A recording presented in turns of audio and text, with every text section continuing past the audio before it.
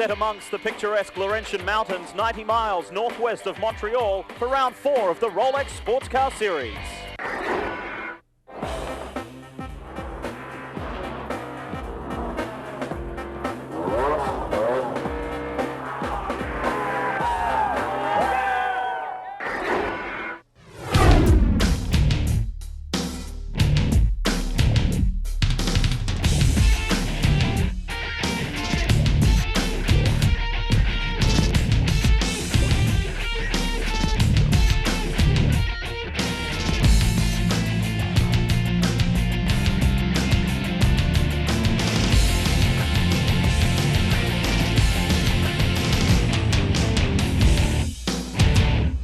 Look at the points for the Daytona prototype category, and it is so tight. Wagner Collins lead by just 3 over Angelelli and Taylor, the most recent winners there, and Andy Wallace is all by himself in 5th, a further 3 points back, and then another 3 back is the first of the 2 Ganassi cars with Max Pappas and Scott Pruitt.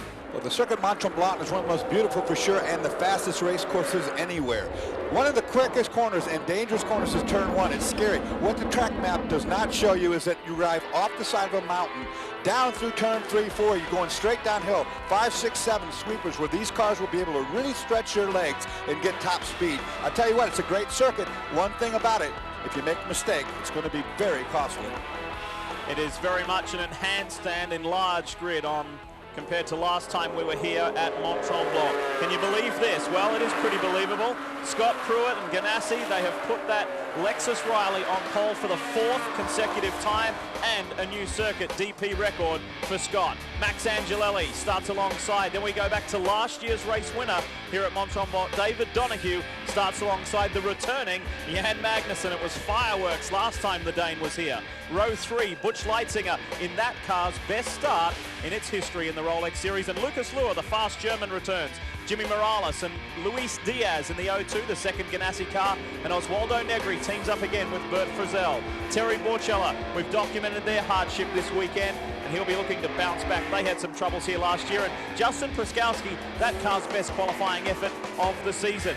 Doug Goad and Chris Hall start alongside each other on the 6th row. Then Shane Lewis, they've been struggling for some speed in the BMW Fab car this weekend. And Milcaduno starts in the number 2, Sitco Crawford. Back to row 8, Hugo Gannett in an all Quebec car, and Darius Grala. Great to see Darius back in the championship as well. And Mike Borkowski is in that car. Court Wagner, we've mentioned those problems. That's why he's at the back of the DP field. And GT pole sitter, as Boris said, with more on that class, here's Brian. Lee, 2 very happy guys on the front row of GT. Boris said, told us the other day, coming off of 2 weeks of his best racing ever in his life. Won a race at the Nuremberg Ring, the very famed Nuremberg Ring, a couple of weeks ago. Flew back to the States, 2 days road course testing with Dale Earnhardt Jr., and now sitting on the front row on the pole position here at a track that he says is just awesome. Outside him, Ian James in the number 66 Racers Group car.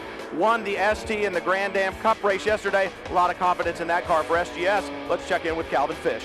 Well, Brian, in SGS, TPC Racing continue to lead the way. They currently hold down the top 4 positions in the Drivers' Championship, and their 2 cars start from the front of the pack today. However, it promises to be a tough battle out there in Mont-Tremblant as 2 of the local hot shoes here, Marc-Antoine Cameron and Jean-Francois Dumoulin, start right behind them in the SGS pack. It's a pretty hot looking grid. There's Lawrence Stroll. He actually owns this facility. It is his private track, and it's great to be back here. We wind our way through the rest, and Spencer Pumpelly rounds out the field. He had a spectacular race yesterday in the Grand Am Cup Series event here at Circuit Mont-Tremblant. The start of the 6 Hours of Mont-Tremblant is right now. Scott Pruitt takes the lead from the pole. Donohue looking for an inside run on Max Angelelli as they run into this fast and treacherous turn 1-2 complex. Watch turn 2 right up here. Look, they start downhill now. This is where the speed gathers. You got one more tight corner right here. We're going to get through that okay. And then it's on to the downhill plummet. And I'm telling you what, these guys are going to be going really fast in a second. Great to hear the big DPs roar amongst the trees here. There's a fight going there further back with Jimmy Morales. And it looked like the 59 Brumos car. It was a 1-2 for Brumos Racing here last year. But look at Max Angelelli shadowing Scott Pruitt. You got to watch these first laps on these high-speed corners. Tire pressures aren't up yet, tire temperatures aren't up yet, and you're really loading right through here. It's Jan Magnussen who in fact got the jump on David Donohue. Donohue had a good inside run down there, but Jan has come out on top, so he sits 3rd behind the 2 Rileys. Different power plants in those two. It's a Lexus Riley that leads the way from a Pontiac Riley. Pruitt with the little wiggle right there in the corner, and Max now jumps on the back of him, trying to get a draft. This is real quick through here. Here he pops out in the brake zone. Can he get him? Not there. Thinks about it into turn 10. It's a quick change of direction here. Then they come up a very steep hill. Right here, Dorsey, into a very tight left-hander. It's a great thing right here. Blind corner up to the left they go. And puts them on top of the mountain again as they head back up toward the pit straightaway. Riley, then it's a Doran chassis, then a Fab Car chassis. That's the top four as they sit at the moment. I didn't think Max could do it there. Scott's really good in the brake zone in this hairpin. Butch Leitzinger starting to make some ground on David Donahue. Then it's Lucas Luhr, then Terry Borchella in the Kodak Easy Share car, the reigning champion. And here comes Kurt Wagner, flying through the field in the 81, the RX.com Doran. Look at the field of cars here. Spectacular sight, beautiful racetrack. Oh, Pruitt a little bit hot right there. Almost gets off the outside. Just got in a little bit too quick. Wagner made up 3 positions, maybe even 4 on that opening lap. We'll keep an eye out for that RX.com car, but it's pretty engaging up front. Max Angelelli not letting Scott Pruitt away. And do you reckon it bothers Scott Pruitt that he hasn't had a win yet? You bet. These guys will be all fired up today, and they're only running 2 drivers. Big inside move here. Jimmy Morales on Terry Borchella. Side by side through the corner. There's another long way to go before they get out of this one. Watch it. Bumps him off the outside. Morales with a hip check. Sends Borchella for a ride. Terry won't like that. Morales not intimidated by the reigning champion. And if you want to get physical, Terry will step up to the plate. I'll tell you what, that was something else. You could see it coming. That was a long, look, a little wiggle right there. These guys pushing awfully hard in a 6-hour race, I think. Awfully early. Oh, trouble there, right there. That just almost got out of control.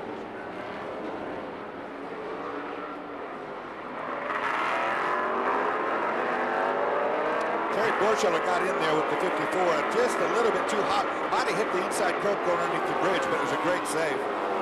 Let's have a look at the replay of that. Jimmy Morales and Terry Borchella going hard at it on just the second lap. Here they come side by side. Look right there, just runs him out of room on top, just coming off the exit there. I don't know if they made contact or if Borchella just had to drive out there not to make contact. But this here again, riding on board with Terry. It's all about preservation, conservation, taking it careful but staying up with the leaders on it in the 6-hour event here at Mont-Tremblant. This is wicked fast through here. Look at these sweepers, left-hander, right, flat out down through this hill. I asked the other day one of the track people, do you got to worry about deer here? They said, there's only a bunch. Well, that's great. Look at Angelelli. Angelelli was all over Pruitt that time round, and Lucas Luhr has certainly made ground on Butch Leitzinger as well. The battle for the lead, the 2 Riley chassis cars, Team Ganassi, Team SunTrust. And Pruitt and Pappas desperately want their first victory in Daytona prototype racing. And of course, you got the Lexus power plant powering Pruitt's car in front. Right behind that, the Pontiac of Angelelli. The 2 of them we've seen in the past. They make power on different ends. The Angelelli car is really good off the tight corners. On the other hand, that Lexus that Pruitt's got, it's good on high speed. So it's going to be interesting to see how it plays out. And Chip Ganassi and Mike Hull, the top 2 guys in that organization, have made the trip up here from Indianapolis. Of course, it's an incredibly busy month for that organization with the Indianapolis 500 coming up. They flew up here straight after Friday at the Speedway to be here to watch Scott, Max, Luis Diaz, and Jimmy Morales. Good. Somebody coming in the pits there. That's Morales. That is Jimmy Morales. Early entry. And they got pretty tight there between those 2 guys, brother Morales and the 81 of Kurt Wagner. Incidentally, Wagner has come from last in the DP field, 17th to 11th. Chris. Well, Jimmy Morales is bringing the O2 into pit lane. It looks like he's got a left front coming down, so this is probably with contact with Terry Borchella. So they're going to do a quick pit stop here, fill it up with fuel. They're putting right side tires on, so they're going to go all 4 here on this stop. This is a little bit definitely taking this team. They didn't want this. They've been struggling with the setup on the car all weekend. Jimmy wasn't happy with it in qualifying. He actually spun the car out, so they've got a mystery setup on the car, so they're not having a good weekend. This is an incredibly challenging circuit, and Morales has had a tough time. We've got a new race leader. First time out here at Circuit Mont-Tremblant, and Angelelli leads the way. And he's been pressuring Scott for a long time. Let's see what happens. He's got a run going here. You see it coming off. That's off the bottom. up into the brake zone, and we know how good Angelelli is on the braking. Scott just lets it go. He doesn't even bother that. Max Angelelli has driven all over the world. He said this is the first time here at Mont-Tremblant. He rates it in the top 3 of the world, the best racetrack he's ever seen. The SunTrust Pontiac now leads the way. They've got a big hospitality facility here this weekend. Plenty of guests, and they'll be delighted to see their car out in front.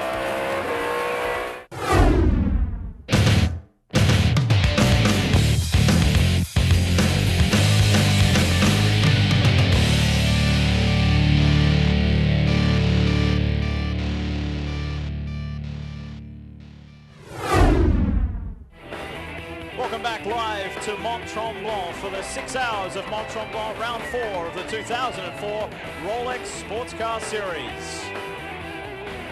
Beautiful day, great track, terrific surrounds, and we've got a race on our hands. Hello everyone, welcome back. I'm Lee Diffie along with Dorsey Schrader and the boys working hard down in the pits. Calvin Fish, Brian Till and Chris Neville.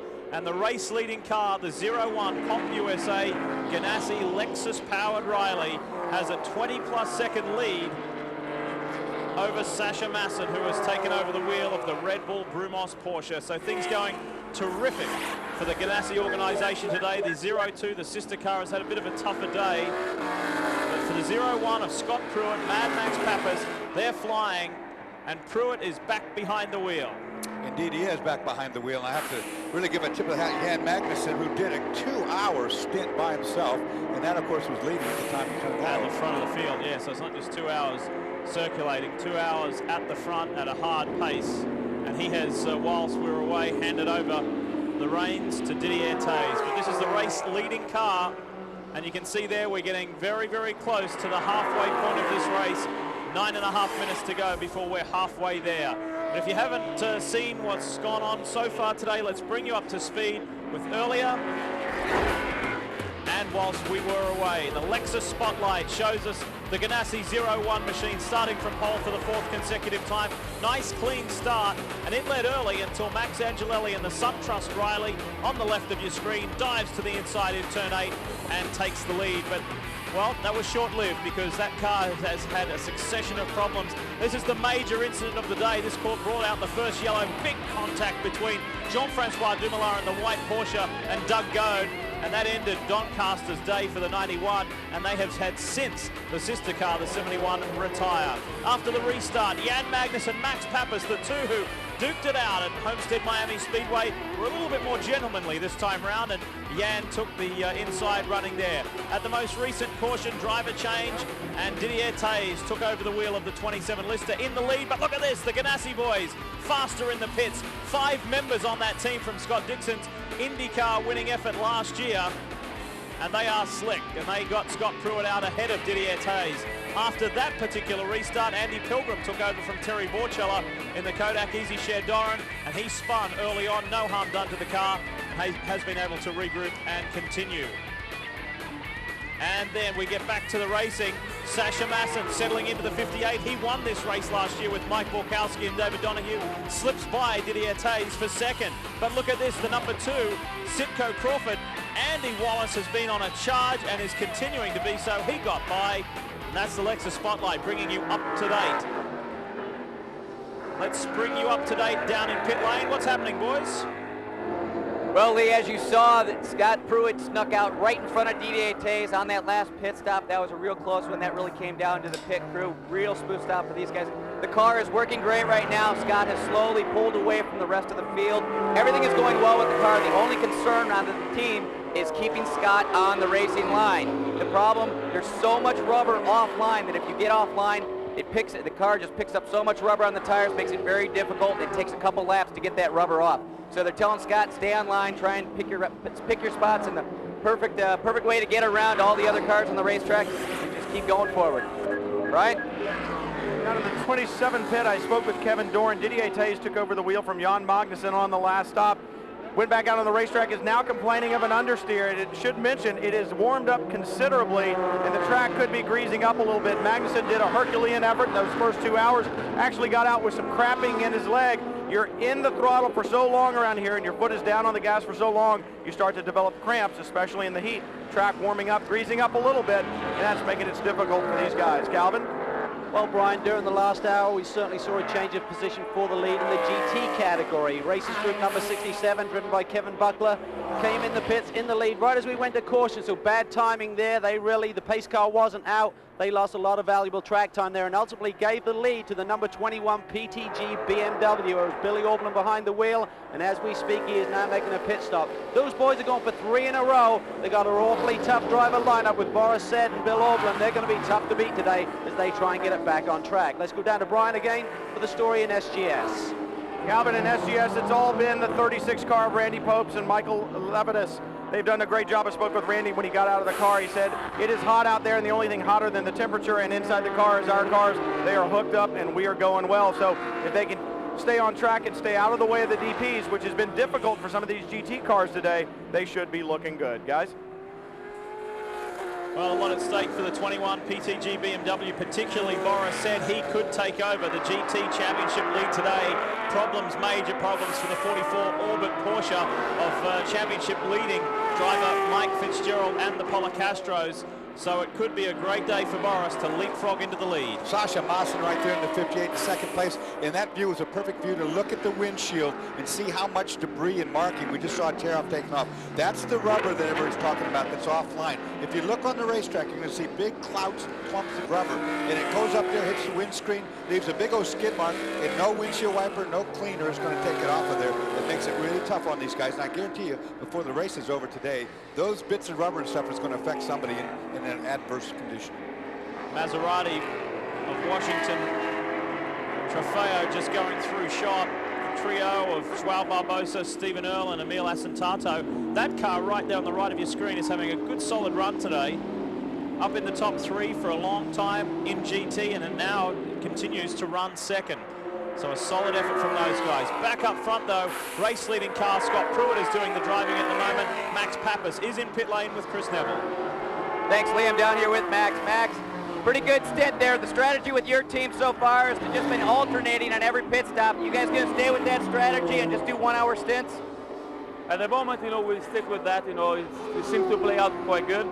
The Comp USA guys did a great job. They put Scott out there in front again, and the car is running good. I enjoyed the battle I had with the 27 car. I didn't want to be too risky, so just let him go.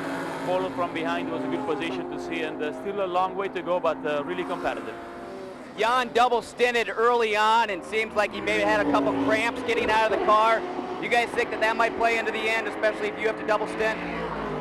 We have no problem to double stint. We're going to use our strength at the end of the race if we need that. It was definitely very hot in the beginning, and we still needed to get used to the car, so we didn't want to strain ourselves on the car at the beginning. It's still a 6-hour race, so we can do it maybe at the end. These guys are pretty confident about what they've got. Well, and so they should be. Things are going beautifully at the moment, and Scott Pruitt enjoys the biggest lead he has had today, some 30 seconds over Sasha Maassen.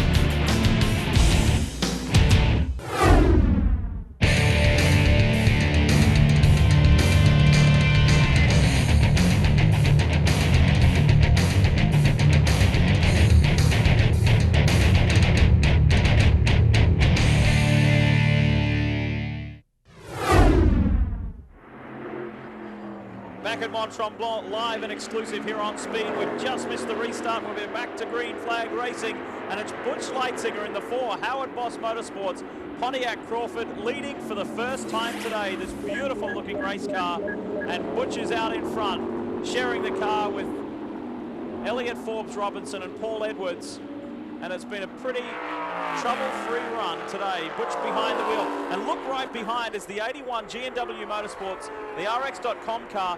They are fighting to get their lead back. We ride now on board the 01 Lexus for Comp USA Ganassi, but it's very important for that car in front to stay ahead of this Ganassi car. And Kurt Wagner trying to get back on the lead lap. They are currently in 9th and are 1 lap down. Let's get down to the pits with Cal. Down here with Max Crawford. Max, you're having a great race day, mate. Qualifying wasn't so good, but you got the cars first and third right now. Well, we didn't do a very good job in the earlier part of the week.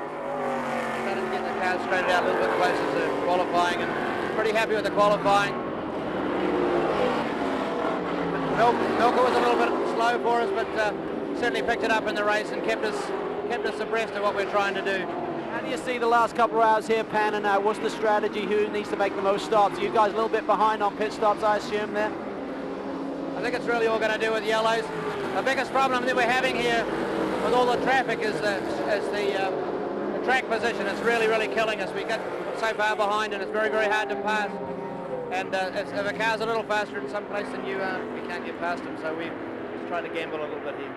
Well, a very savvy crew and very savvy drivers. They're really going to give that Ganassi mob a run for their money today, I think, Lee.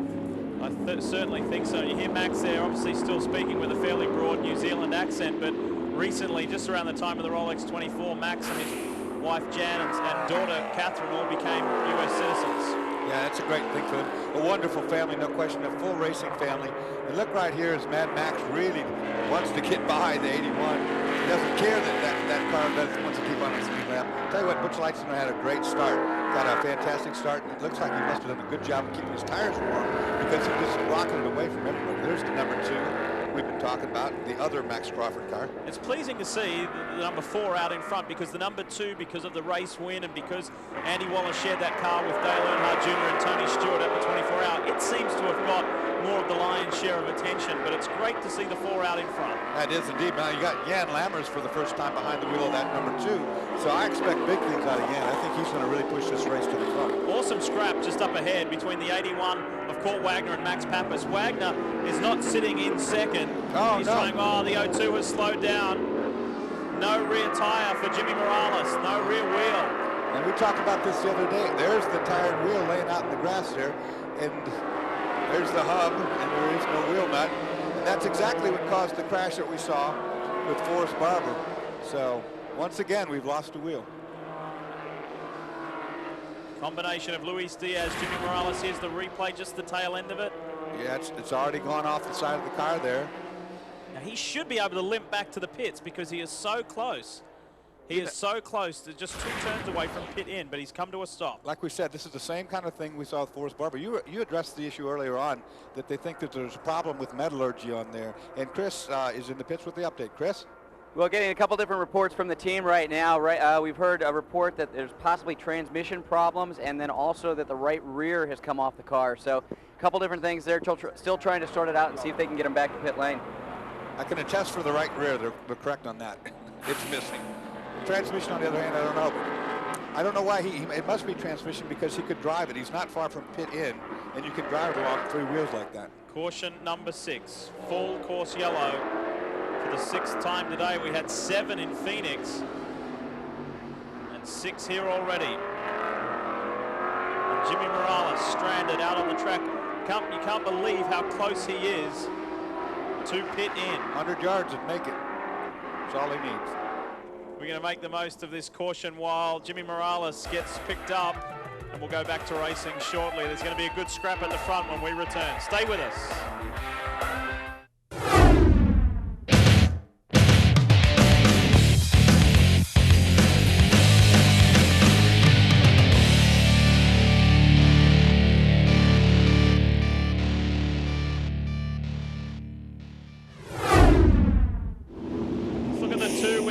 It is flying.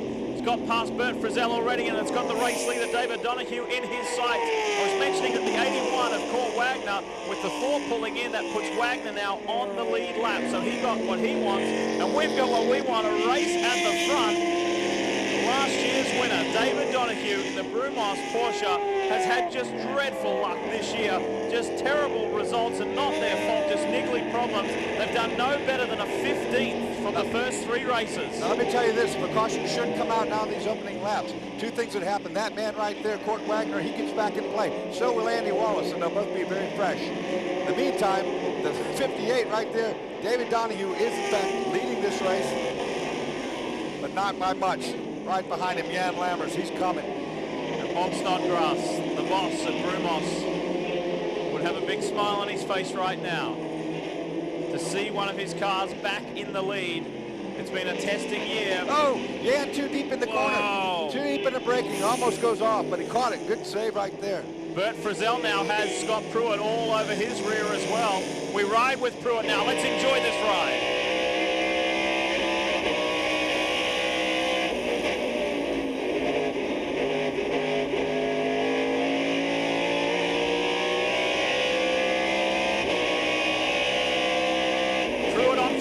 under brakes. The former champ car star is there. Pruitt is through. Beautiful. And he is hungry for his first Daytona prototype victory. Beautiful. Lammers looks in the mirror now and says, I got to get going. Now I got problem. We got Pruitt behind us. This is where it gets fun right through here. Donahue, Lammers, Pruitt. What a threesome at the front. And you got 22-year-old Hawaiian Bert Frizzell looking at guys that he's watched on TV and admired for years. Young Bert Frizzell going through a driver's school you couldn't pay enough money to go through right now. With the best of the best right up front. And look at the pressure putting on Lammers. Up into turn 14. Little twitch right there under braking out of Lammers' car. Pruitt's really good under braking up in the hip, and we've seen it all weekend long. Lammers doesn't look as good. Crawford looked a little skittish under heavy braking. Look at this now. Pruitt setting Lammers up. Not quite close enough there. Down the main straight into one. You get that feeling, though, it's only a matter of time until Pruitt will be all over Jan Lammers. It's the brake zone. There's a big one right here. Take a look. Lammers' car just doesn't seem stable. When he has to brake really hard, it looks like it's moving around. Pruitt's seen it already. He's going to make him brake deep. Watch. Scott driving like it's the last lap, but there's still an hour and 13 to run. The Sitco Crawford defending down for the here. Comp USA Riley. Right down here, next corner past this king. There's going to be a hard brake zone. Pruitt's seen this moving around. Watch, he's setting him up. He's going to make him go for it. Did you see the run that he had on him there? Yeah, monster That was run. incredible. And I think Lammers lifted so he didn't have to go into the brake zone so deep. He also realizes he can't get it done. So Pruitt now clicks off another one. It was first Frizzell, then Lammers. And Pruitt continues the charge. He's got one left, and that's David Donahue. Cow. Dorsey talked about Jan slipping and sliding a little bit. That's because he's probably on the harder of the two tire compounds. They just checked into the team. They said, yeah, that's the problem. He went to the 480s thinking this heat was really going to be a factor. Well, you know, Pruitt is running 3 softs and just a hard on the left front. He should have more grip in these conditions. Yeah, that's a good point there, Cal. No question about it. With 3 soft ones on there, particularly on early laps like this of a green, he's going to be much more able to get into the corners deep like that. I mentioned a few moments ago, oh, Frizzell on Lammers. Yeah. Great move from the youngster. You gotta love this kid. Only 3 years of experience, and he's racing the best sports car races in the world. He doesn't care. He's going for it. And Michael Shang, the former Toyota Atlantic team owner, you have to give credit for him for the duo he's put together. And remember, this is the boy, the son of a former Sebring winner, Brad Frizzell. So racing is in their heritage. Racing is in the family bloodlines. And Bert Frizzell has done a wonderful job so far this season. Let's hear from the man, though, who owns and runs that lead car, Bob Snodgrass. Thanks, Liam. Down here with Bob. Bob, you've got to be pretty excited. You won this race last year. However, it's been a pretty frustrating 04 season, but you're back up on point right now. We sure are. We're really, really pleased with the performance of both the cars. The 58 car this year with David and Darren is just fantastic, and luckily we have Sasha with us for this race, and I think it's just a great combination. Well, now you guys decide to stay out in that last caution, so everybody does have to come back in. You're going to have to do a driver change and probably put more fuel in the car than everybody else. Is that going to slow you guys down in pit lane? I don't believe so. We're awfully fast in the pits, and I believe that we'll just have to see what plays out here. And yellow could change all of that very quickly. David's getting a lot of pressure from Scott. Does he have anything for him? I would think this. I think that David's got a lot for everyone, but I will tell you this, that Scott is just out there. He seems to be able to run where he wants to. He pulls out a lead. We move up on him, he pulls it back out. So I'm not counting any chickens yet. These guys were so successful last year, and they're looking to prove the point that they're still one of the top teams in the Rolex series. This is what you don't want to see in rearview mirror. Rearview mirror, Scott Pruitt's eyes when he's concentrating like this. I've run against this man many times. He is tough, and he will push you to the limit, and you cannot make a mistake. Best thing you can do is take the mirrors off and throw them away, because you don't want to see what's behind you right now. This is classic Pruitt. All over David Donahue now. It's Porsche versus Lexus, and Lexus desperately want their first win in Daytona prototype racing.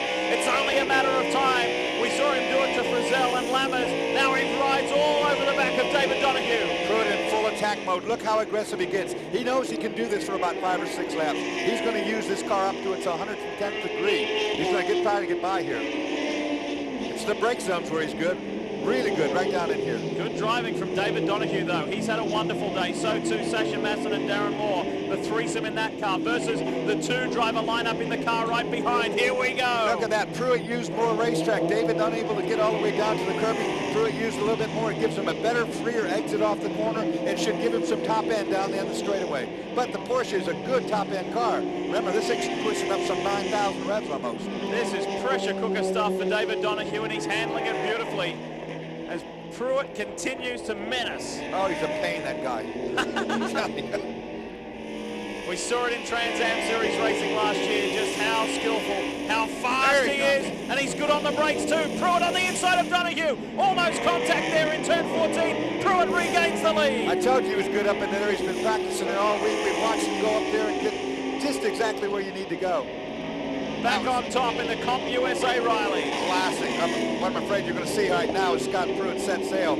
I don't think there's a faster car on the track right now, or a better combination than what he's got underneath it. This car has dominated qualifying. 4 pole positions from 4 qualifying sessions, but not yet a race win. You've got to say it looks good today. There's your top 5. As we race towards the finish, it's still the PTG BMW dominating GT, and Randy Pope's Mike Levinas, a great day in SGS.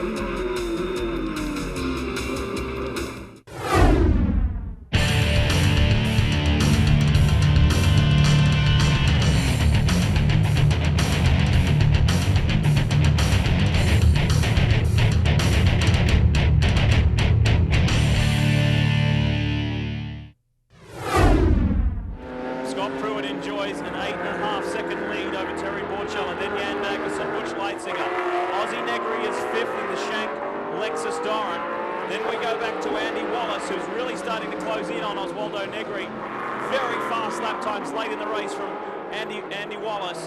Then it's caught over on the Kelly Collins in the G&W Motorsports RX.com prototype. Then back to Darren Law's 8th. Chris Hall, Larry Huang and Andrew Davis have done a wonderful job in the Georgia Tech prototype today. They sit in their best result, possible best result of 9th at the moment. And then it's the 02 Ganassi car of Luis Diaz, Jimmy Morales. Look at Borchello. He's being held up a little bit right there.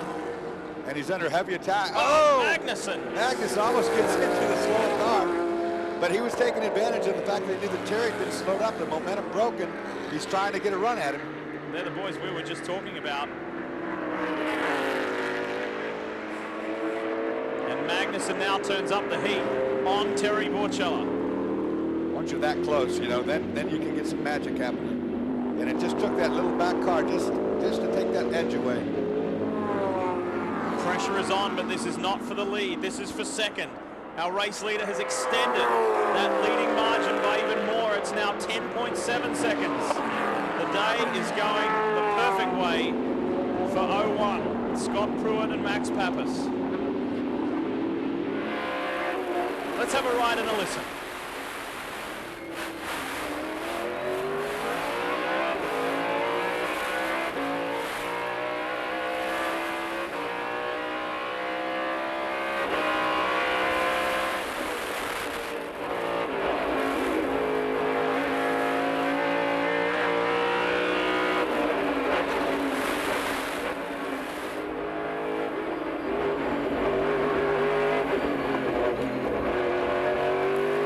Just checked in with the 01 team, talking with Mike Hall. Prior to that last pit stop, one of the Lexus engineers picked up on an oil pressure spike. So when they brought that car in, they did put a little bit of more oil in there. They're really trying to pay attention to it now. They think they've taken care of the problem. It hasn't reared its ugly head yet, but something to kind of pay attention to here with Scott Pruitt up in the front. 20 minutes remaining in the Mont-Tremblant 6-hour. The first road course of the year. The first 6-hour of the year, and it could be the first victory for the Comp USA Riley. We will wait and see. Will that problem get any worse, or can they hang on for another 20 minutes? We'll find out. Can Borcella maintain second? Can Ian James catch Boris Said? We'll find out when we return.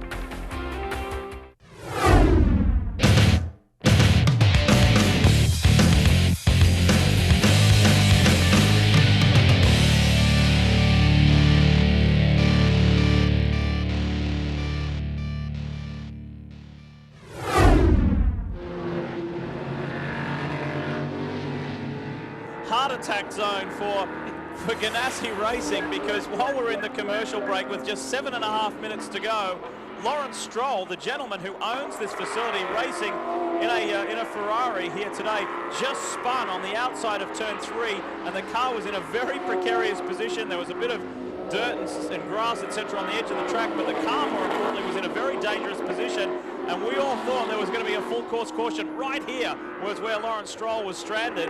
However, he was able to fire up the car and drive away. Whoa, big crash there for the Darius Grala Oz EXE car. It's not over yet, boys. Look at the dust fly. That's a big hit right there. Ew. Well, and that is John Lloyd that is behind the wheel. The trio of Grala, Borkowski, and John Lloyd. Well, this yellow may come out. 6 3/4 minutes to go. Let's hope John Lloyd is okay first and foremost. Well, it looks like he's okay in there because the front end's not damaged all that much. It's knocked the whole front end off, you know, but that's just one clip that comes on there. Front clip. No toe in or toe out. Let's have a look at what we've got here. Slow-mo replay. John Lloyd in the Aussie just got loose. Ooh, Just got loose, gets in the grass. Just gets into the side of the barrier over there. You see it just do a little wiggle. That's all it takes. Now, is he able to drive out of this situation? No. John's trying to get out of the car. And with around 5 minutes left. Full course caution. Oh my. Can you believe there's 6 minutes to go? This will bunch the group up. And Ganassi says, oh no. Look at Ganassi with Jimmy Morales. And he says, no way. And Doran, Lister, Kevin Doran, Jan Magnussen, and Didier Tay say, yes, please. Thank you. This brings us right back up into the fight. Jan Magnussen, we saw how electrifying he was at Homestead Miami Speedway within the final 10 laps of the race. We don't even have that here at Mont-Tremblant, and he gets a second shot at Scott Pruitt. And don't forget about Andy Wallace, who we've been monitoring is running the quickest laps. He is now going to catch up to the back of this deal and have 1 5-minute, or a little less than 5 minute shot at getting by these guys. And let's not forget about Terry Borchella, the reigning champion. He was scintillating last year in these runs to the checkered flag, most notably at Barber Motorsports Park. There's John Lloyd. He's out of the car and he is okay. We're hearing that they might go 1 to go this lap, this time by, which means more than likely this is going to end under caution, which is not what we wanted to see. Just drag that thing around the corner here and get on with it. I don't think it's going to happen, folks. So the order is Pruitt, Magnussen, Borchella, Leitzinger, Wallace. They're your top 5. And look at them lined up. And that's the GT leader right behind them in that tore up BMW, Boris Said, who's been able to stay ahead. Scott Pruitt, race leader. Wow. Going to get the 1 to go, 1 lap to go, white flag coming out this time by. 1 lap sprint, if they can get that cleaned up. Yeah, that's the 1 lap, that's it. They're not even attempting that car. Just like John Lloyd's out, he's fine. It's going to end under yellow. Oh. What a shame. Such a build-up. Such a build-up. It would have been an incredible sprint to the finish. Well, I'm sure they're looking at safety issues on a 1 lap sprint too, you know. There's Didier Tays, wondering what could have been. Their car sits second with Jan Magnussen behind the wheel. So close, almost. Where's the beer can? And you hear the guys in the background wanting to throw beer cans like they do in NASCAR over these deals. None of the drivers like this, anything like this, because you always wonder what could have happened, as you said. Sure. Fans don't like it either. But these guys will love it as far as bringing up their first Daytona prototype victory. Scott Pruitt and Max Pappas and the Comp USA Ganassi team. I don't think anybody could have, even if they went back to green, no one was going to touch Scott Pruitt. He's just been invincible. It's a fantastic job by those guys, but who would have been second? Yeah. That's the question. Would have been a big scrap. So the field file round, and unfortunately a bit of an anticlimax to what has been a wonderful event. The 6 hours have flown by. The many lead changes, some 10 changes of lead. And some terrific individual class battles but it's ended under caution if you've just joined us. John Lloyd in the Aussie XC Toyota Fab car crashing heavily. He is okay. There is the white flag as well as the double caution flags. So we will finish under caution, and that man there will now savor his first victory in Daytona prototype racing. Chip Ganassi, the principal, the owner of this team, this car. And there's the man, Didier Tays, the 2002 Rolex champion, unfortunately has to settle for second. Calvin? Down here with Didier, I'm sure you wanted to see a yellow, have Jan have another shot at Scott, but came a little bit too late for you today. Well, the previous yellow, you know, they were gambled, you know, quite a bit because they're very close on fuel, and we were hoping, you know, to push him hard enough to run out of fuel at the end, but this yellow now finished the race earlier, and we finished second, which is quite good. You've been in sports cars for a lot of years, but this year has been a classic year already. We've only had 4 or 5 races, but it's going to be a barnstormer all year long. I think it's going to be a very tough year. I mean, the competition is quite good. You know, you can see many different leaders during the race, and another 6 hours coming next month. No, it's pretty tough this year. Well, there you hear it. They're a little disappointed. They thought maybe Pruitt would run out of gas before he saw that checkered flag today, so they're thinking the yellow helped the Ganassi crew out. It's another what if, isn't it? Yeah, sure. Which gets back to what we said right at the top of the show. It is so unpredictable. Chris? Thanks, Lee. I'm down here with Max Pappas, and it looks like you guys are going to get your first victory of the year for Comp USA, for Chip Ganassi, and also for Lexus. That's got to feel pretty good. You know, it's today's the guys of Comp USA, Chip Ganassi Racing have done an incredible job. You know, it's the first race where we have been really, you know, pressured all the time, and it's great to give the first success to Lexus. You know, first success for Chip in endurance racing, and we're going to take it from here and continue in this direction. Does this make you feel pretty good after what happened at Homestead? I have confidence in my guys. I really know that everyone here in Comp USA, Chip Ganassi Racing, we are here only for one goal, winning. That's it. Congratulations, guys. Great win, and this guy will be delighted. No one likes winning as much as Scott Pruitt, that's for sure. And they did it in style today. They didn't lead the whole way. They certainly didn't have it their own way for the whole race, but they certainly were one of the dominant cars, if not the most dominant. And Pruitt will cruise to the checkered flag and pick up, as Chris mentioned there, Lexus' first win in Daytona prototype racing. For all of the engineers at TRD, the hours and hours of development work they've put in, and now they can finally savor a victory. Like these guys, 3 in a row for the PTG boys. Brian. The hat trick for you guys, Bill. You and Boris, the hat trick for you guys. You got to be excited about this. The only people in this whole pit lane that wanted to see the yellow come out and stay out was probably you guys. Oh man, why does he have to make me so nervous at the end of this race? It was going so perfect. Well, Boris brought it home. I mean, I'm happy for that. These guys are Here's the man. These guys are awesome. Tom Milner, thanks, man. Well, we'll see them all in victory lane, Lee. Great day for those boys as they slowly wind. This wasn't what we envisaged. They slowly wind their way through the final turn 15. There's the checkered flag for Scott Pruitt and the Comp USA Ganassi team victorious at last. There's Chip. It's taken 4 races, but they've done it. And today that man there did it from pole position. It'll make the points interesting. There's Jan Magnussen, second place. That's that car's second podium of the year and good championship points.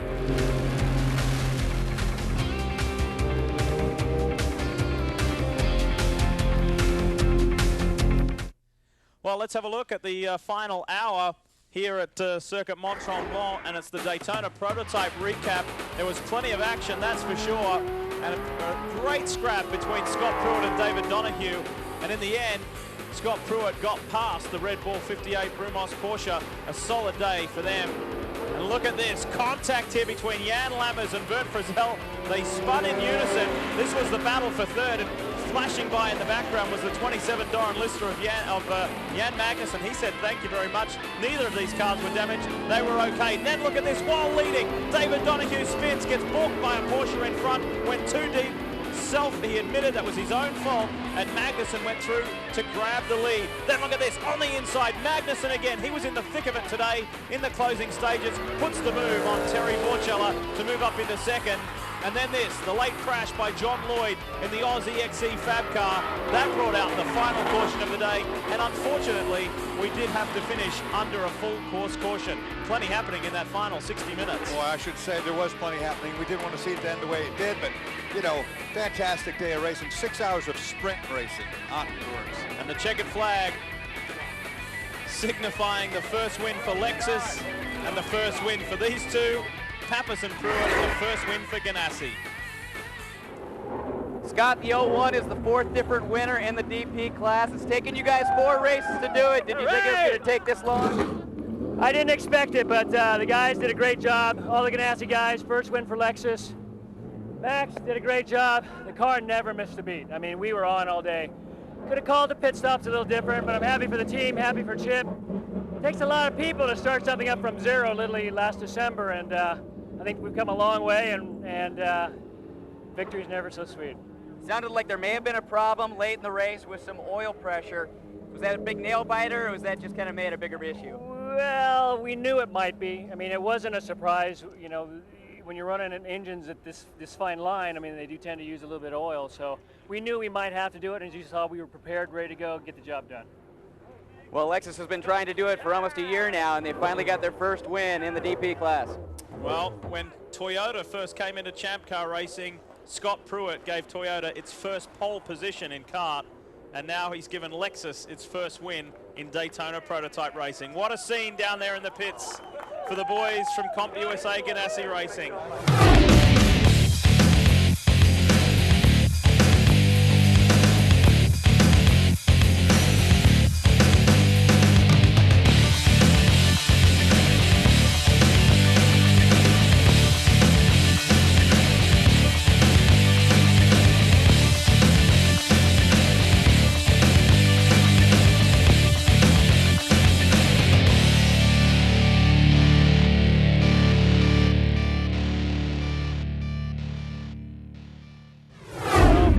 Was wonderful being here in Mont-Tremblant once again, here at the base of the ski runs.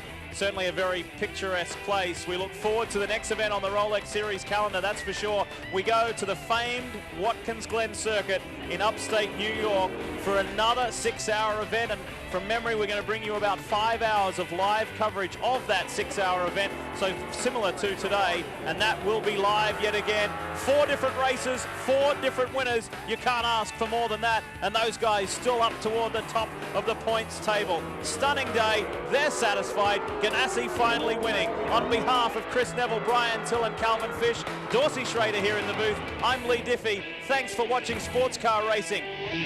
We'll see you from the Glen.